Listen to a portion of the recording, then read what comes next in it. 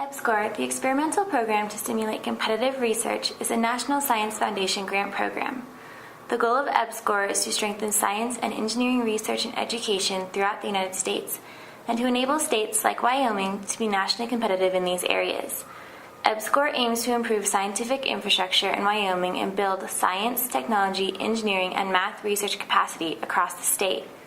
One way Wyoming EBSCOR helps strengthen science research and education is through student programs such as the Summer Research Apprentice Program, also known as SRAP. SRAP is an intensive 6-week paid research experience for high school sophomores, juniors, and seniors aiming to attend college. It offers students a hands-on research opportunity in science labs across the University of Wyoming campus. Students work one-on-one with a faculty mentor throughout their time in the program. SRAP not only provides students with a paid internship and real research experience, but also helps prepare them for college life.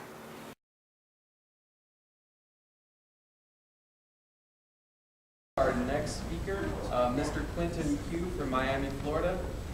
He will be doing his presentation on the topic of goal characteristics in youth of North American Plains tribes, the relationship between cultural identity and goal motivation.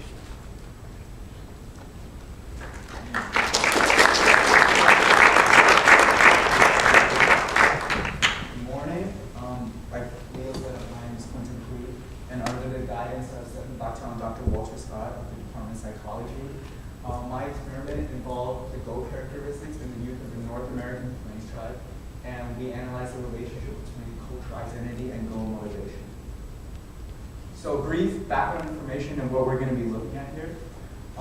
One's cultural identity plays a really important role in how they form their goals, what kind of goals they have, how significant they are. And when we talk about goals, we like to branch them out into two different categories. We have extrinsic goals and intrinsic goals. Extrinsic goals are goals that are essentially set by other people or influenced by other people, such as family, peers, your local community, school students, classmates. While intrinsic goals are goals that you sort of set for yourself. These are what you set. You set these goals for yourself, they're not influenced by other people. And these goal preferences, whether they're intrinsic goals or extrinsic goals, they may be influenced by one's cultural identity.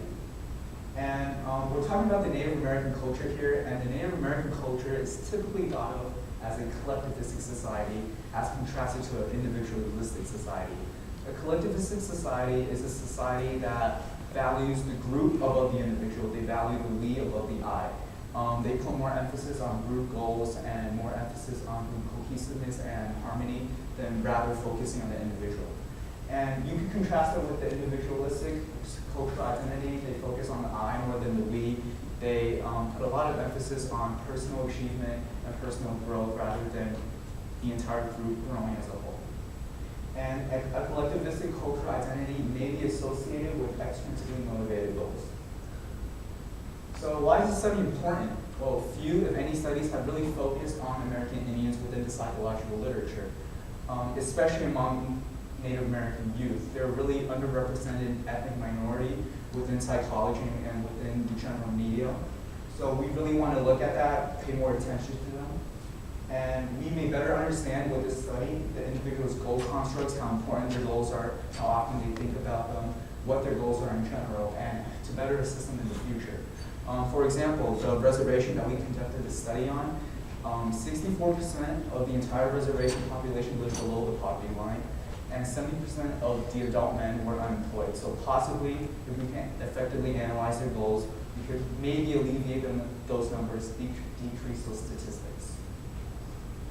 So our main purpose was we wanted to investigate whether a white or Native American cultural identity would affect the goal motivation in the youth of the North American Plains tribe. Basically, we asked two vital questions. Does the Native American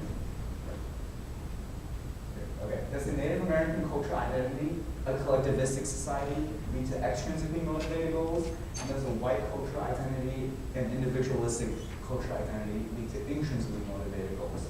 And we also wanted to ask how often do Native American youth think about their goals, and how important are those goals to them? And there was a kind of like a subset to this question. We wanted to ask the goals that the individuals that identify themselves as non-culturally identified, they didn't have a strong Native American nor white cultural identity, would they have the similar goal importance and We had two main hypotheses in this study. The first one was that a stronger Native American cultural identity will be associated with more EMGs, extrinsically motivated goals, or other students' goals. And also, the second hypothesis was that the lack of a cultural identity, meaning that you don't have a strong white nor Native American cultural identity, it will correlate with less importance ascribed to goals and fewer thoughts regarding them. So we had 79 participants. They were American Indian youth on an Indian reservation attending elementary, middle, and high schools in the United States. However, only 52 of these participants filled out their study surveys correctly, so our final participant number was 52. They included 5th through 11th graders, and 28 of them were female and 24 of them were male. For this study, we used two measures. The first one was called the cultural identification scale. It asked them the main question of whether they identify with an Indian or white way of life. Now, we determined that by analyzing several factors, such as traditions, religions, hobbies and activities, personal beliefs, languages that spoke out learning at school. It consisted of 16 items. The second measure we used was called the personal strivings listing. This listing assessed various goal characteristics. We asked our participants to list 4 goals that they were typically trying to do every single day. And we analyzed these goals on 3 different dimensions: goal orientation, goal importance, and goal activation. Goal orientation simply asked them whether it was an intrinsically or extrinsically motivated goal. Goal importance, how important were the goals to them? And goal activation, how often did they think about their goals? And the personal striving system was based on a 1 to 7-point Likert scale. For example, if you take the Likert scale in the context of goal importance, 1 will mean not important at all, and 7 will mean very significant, very important to them. We got the permission of the superintendents and the principals at the elementary, middle, and high schools. They allowed us to carry out the study at their schools. And we obtained passive consent from the parents or guardians of the students. That means that we sent permission slips home with the students and mailed a monthly newsletter to the parents of the participants. And if they chose to not have their children participate in the study, then they could call a number or mail back the permission form. We obtained active consent from the students. Basically, we asked them, we described the study to the students, and we asked them whether they would like to participate. If they were interested, they participated. The surveys were administered by the classroom teachers and the graduate students, clinical psychology PhD graduate students at the schools. So, for our first hypothesis, remember, our first hypothesis was that a stronger Native American cultural identity will be correlated with more extrinsically motivated goals.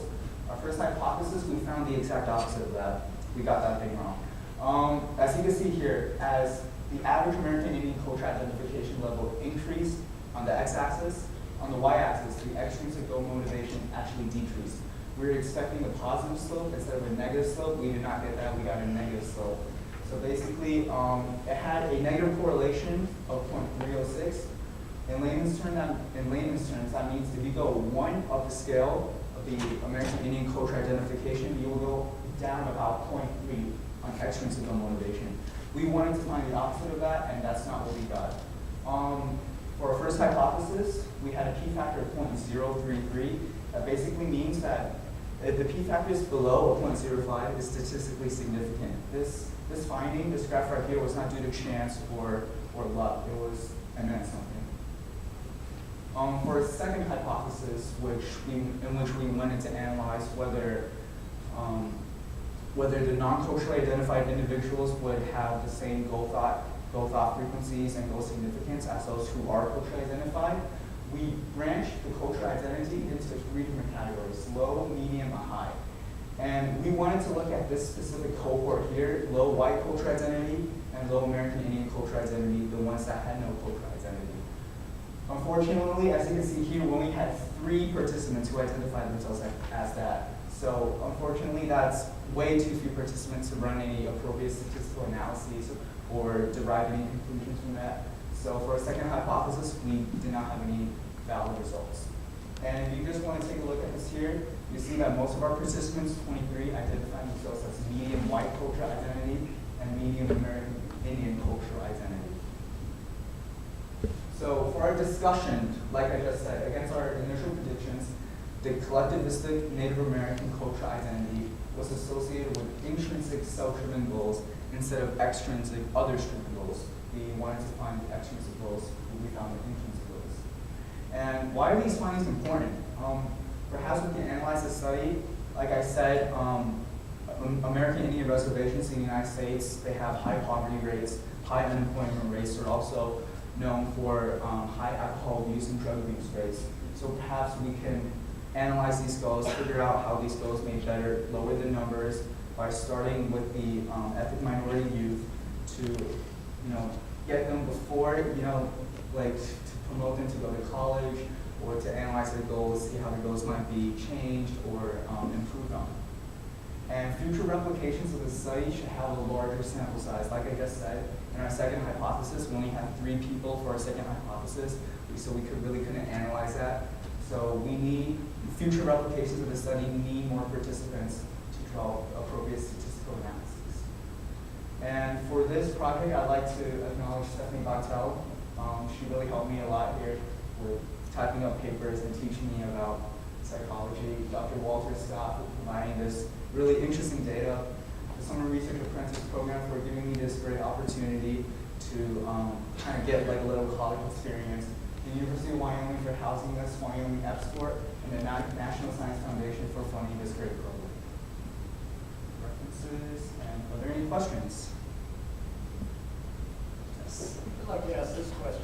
If I remember correctly from what you presented, many of the people who received the survey either didn't return it at all or did not return it completely. Right. What influence do you think that might have had on the results? And what I'm thinking is, if the characteristics of the people who returned the study are different than those who did not return the study, might that have some implication? Well, it's not whether they return the study or not. That might be one cause of it, but it depended on whether they filled it out correctly and completely. But we didn't really analyze the 27 people that didn't return their surveys. We just analyzed the 52 that did. Any other questions? Oh, sorry. Is there any way that instead of sending out the survey to maybe have it in the school setting? We did administer these surveys in this classroom. And so you only got to if they returned it? I'm confused. We originally gave it out to 79 students. However, only 52 of those 79 filled it out correctly and completely. So that we can only look at those that they did fill out correctly. Was it the lack of walking them through the steps correctly, or just misunderstanding of how to complete it? Any idea of what went wrong? I mean, that might have been it. They might have just not wanted to do it. I didn't give out these studies. It was by Dr. Walter Scott a couple years back. Were the tests timed? Is that why that was reversed? No, I do not think they were timed. So why do you think Native American cultural identity leads to intrinsic? Well, remember what I said, intrinsic goals are goals that are set by oneself that are not really influenced by others, and that the Native American culture is a collectivistic culture, or typically associated to be a collectivistic culture. One really interesting example we found was that one of the participants, she said that she wanted to be a veterinarian, and she classified that as an intrinsic goal. And we believed it to be an intrinsic goal also, but she actually wanted to be a veterinarian to return to the reservation and tend to the reservation livestock and animals, because if you think about it, it's a really practical job to be a veterinarian within an Indian reservation. So simply she had an intrinsic goal, but she kind of set it out in a collectivistic context. So that might be some of the reasons. Any other questions? All right, well, thank you for